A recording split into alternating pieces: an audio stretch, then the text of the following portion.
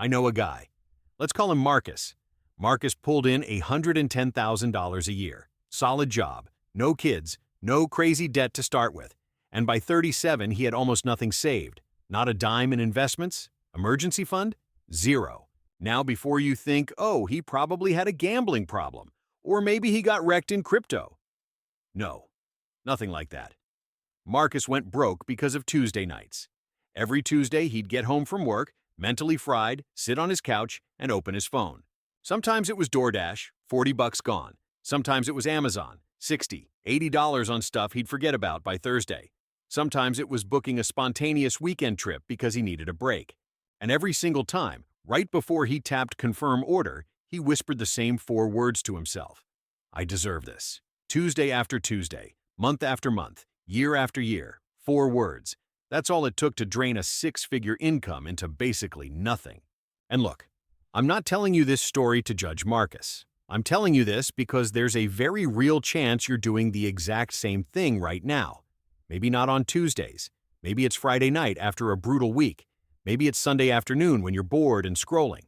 But somewhere in your week, there's a moment where that little voice kicks in, your brain hands you a permission slip, and your money quietly disappears.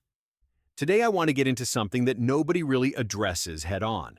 Not your financial advisor, not the budgeting apps, not even most finance creators. Because it's uncomfortable. It's about a psychological trap that is silently destroying the bank accounts of millions of Americans right now, and most of them have no idea it's happening. It's not about how much you earn. It's not about which stocks to pick. It's about a 4-word sentence that has become so normalized, we treat it like breathing. And here's where most people get it completely wrong. They think the fix is just stop spending or make a budget. They think it's a discipline problem. It's not. That's like telling someone with insomnia to just close your eyes. The real issue is that there is a multi-billion-dollar machine designed specifically to trigger that sentence in your head at the exact moment you're most vulnerable. And until you understand how that machine works and why your brain falls for it every single time, no spreadsheet on earth is going to save you. Quick disclaimer though, nothing I say here is financial advice or an investment recommendation. This is just me sharing a broader perspective on how money psychology actually works, based on patterns I've seen over and over again. My name's Blake, and on this channel I break down the invisible patterns that keep smart people stuck financially. Not with complicated jargon, but with stuff you can actually use starting today. So, if you're watching this and thinking, all right, I want to understand what's really going on with my money, hit subscribe right now, because what we're about to get into is going to change the way you look at every single purchase you make from this point forward. All right, let's start with your brain, because that's where the crime happens. When you see something you want, a new pair of shoes, a nice dinner, whatever, your brain releases dopamine. But here's the part most people don't know. The dopamine doesn't hit when you buy the thing. It hits when you anticipate buying it. The rush is in the I'm about to get this. The moment you actually swipe the card, the high is already fading. And then what? You need another hit, another purchase, another I deserve it moment. This is literally the same neurological loop that drives every addictive behavior. I'm not being dramatic. The brain pathway is identical. Then there's something called hedonic adaptation. Fancy term, simple concept. That new jacket you bought feels amazing for about 3 days, maybe a week if it's something really special. Then it becomes just a jacket. The happiness resets to where it was before, and your brain starts scanning for the next thing to chase. But it gets worse. Researchers at Stanford found something called the licensing effect. Here's how it works. When your brain feels like you did something good, you crushed a project, you went to the gym, you survived a hellish week, it creates what's basically a moral permission slip to reward yourself. Your brain literally tells you, you earned the right to be a little irresponsible right now. That's the I deserve it moment. It's not logic. It's biology handing you an excuse. And think about this for a second. You never say I deserve it before paying rent. You never say I deserve it before funding your retirement account. You only say I deserve it before buying something you don't need. The phrase is selective. It only shows up when it can do damage. That alone should tell you everything you need to know. Here's a rule I live by. If you have to convince yourself you deserve something, you probably don't need it. Things you truly need, you don't justify. You just handle them. Now let me show you something that might make you a little angry. Because here's the thing. You didn't invent that phrase. It was planted in your head. L'Oreal has been running the slogan "because you're worth it" since 1973. Over 50 years of a corporation literally training consumers to link spending money with self-worth. And the entire industry took notes and copied the playbook. Apple doesn't say buy our expensive phone. They say you deserve the best experience. Starbucks turned a $5 coffee into a daily ritual of self-care. Peloton isn't selling you a stationary bike. They're selling the identity of someone who invests in themselves. Notice the language. They never say spend. They say invest in yourself. Treat yourself. You've earned this. These words are carefully chosen to turn off the critical thinking part of your brain. And then social media came along and poured gasoline on all of it. Instagram and TikTok created this whole soft life aesthetic where if your life doesn't look luxurious, something's wrong with you. Spending money became self-care. Saving money became deprivation, like you're somehow punishing yourself.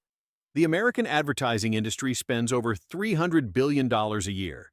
A massive chunk of that has one job: to make you believe that buying things is the same as taking care of yourself. Think about that for a second. $300 billion aimed at your brain every single year with one message: you deserve to spend. I think about this analogy a lot. Imagine someone pushes you toward the edge of a cliff, and while you're falling, they shout, "Fly, you deserve to fly." That's what marketing does. It shoves you toward financial disaster and calls it empowerment. All right, let's get into the numbers now, because this is where it gets real and honestly a little painful. Let's say every time that I deserve it, voice kicks in, you spend about $40. A dinner out, an impulse buy online, a random subscription, $40.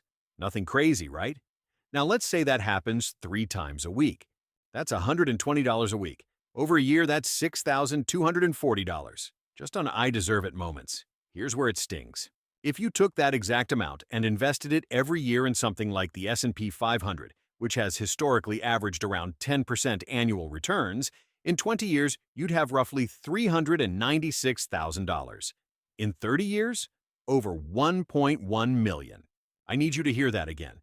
The phrase "I deserve it" could be costing you over $1 million across your lifetime. Not bad investments, not a market crash, not some scam. 4 words on repeat. And let's zoom in closer. The average American spends about $1,400 a year at coffee shops. Around $2,500 on subscription services they barely touch. Roughly $5,400 on impulse purchases. Add all of that up, invest it consistently for 25 years, and you're looking at somewhere between $700,000 and $1.5 million. Now here's a concept I want you to burn into your memory. The true cost. That $80 dinner you're about to book tonight? If you're 30 and you invested that $80 instead by the time you hit 60 at average market returns, it would have grown to roughly $1,400. So that dinner didn't cost you $80. It cost you $1,400. Still feel like you deserved it? And here's the real kicker. Nobody goes broke because they don't earn enough. I've seen people making $75,000, $100,000, $150,000 a year who are completely tapped out. The issue is never income. The issue is how many times per week that 4-word sentence plays on repeat. But we need to go even deeper here, because underneath all of this, there's something nobody really wants to talk about. "I deserve it" is never actually about the thing you're buying. It's about who you're trying to be. The car, the clothes, the restaurant, these are identity costumes. You're not buying a product. You're buying a character you want to play. And the competition isn't even with your neighbor anymore. It's with millions of strangers online. You're scrolling through curated, filtered, often completely fake versions of other people's lives and subconsciously trying to match it. Studies have shown that people who spend more than 2 hours a day on social media are significantly more likely to make impulse purchases. That's not a coincidence. And here's the brutal irony. Someone drops $300 on a dinner and posts it on their story, spends $500 on an outfit to look successful at brunch. But their investment account? Zero. They're literally buying the appearance of wealth while quietly building real poverty underneath it. It's like being an actor on a movie set. You're dressed like a king, sitting on a throne, inside a castle. Looks incredible on camera.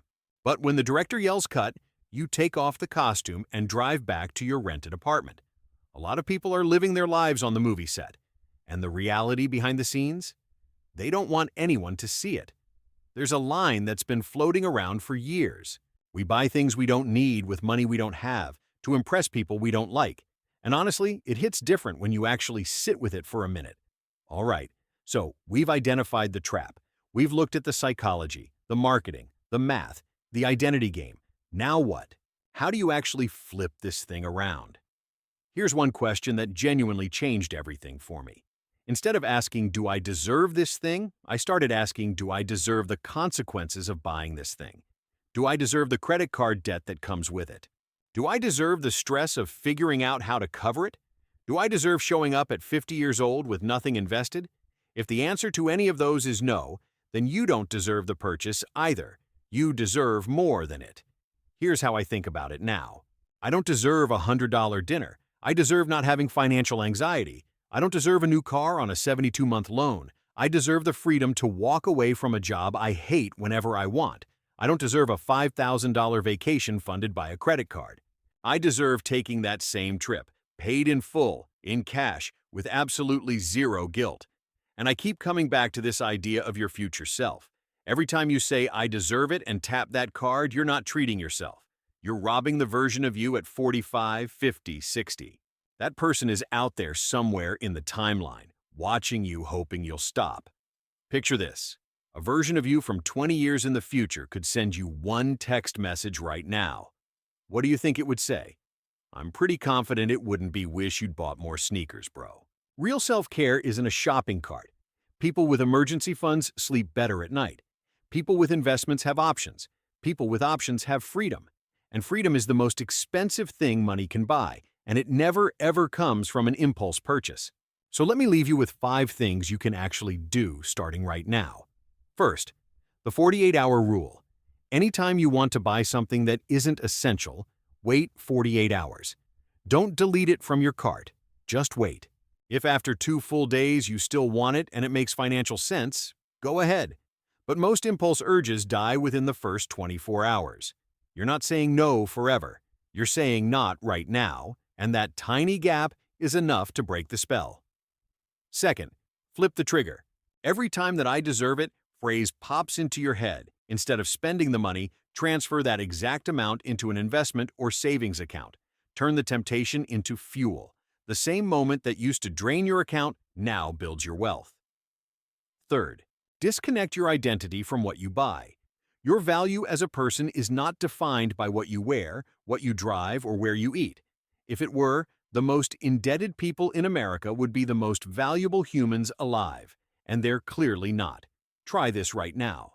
Write down 5 things that define who you are that cost absolutely nothing. If you struggle with that, pay attention to that feeling. That's a signal. Fourth, automate everything. The whole problem with I deserve it is that it's an emotional decision that keeps happening over and over again. So take the decision out of it entirely. Set up automatic transfers to your savings, your investments, your emergency fund. Make the money move to the right place before you ever get the chance to deserve it away. And fifth, redefine what reward actually means. A real reward is watching your net worth climb month after month. It's carrying 0 credit card debt. It's having 6 months of living expenses sitting there just in case. It's your portfolio quietly compounding while you sleep. That's a reward. That 3-second rush from clicking buy now? That's not a reward. That's a trick. Listen, you do deserve something. You deserve peace. You deserve options. You deserve waking up on a Monday morning without financial pressure sitting on your chest. But none of that, absolutely none of it, comes from a shopping cart. It comes from discipline. And discipline, as unsexy as it sounds, is the most radical form of self-love that nobody talks about. That's the real I deserve it.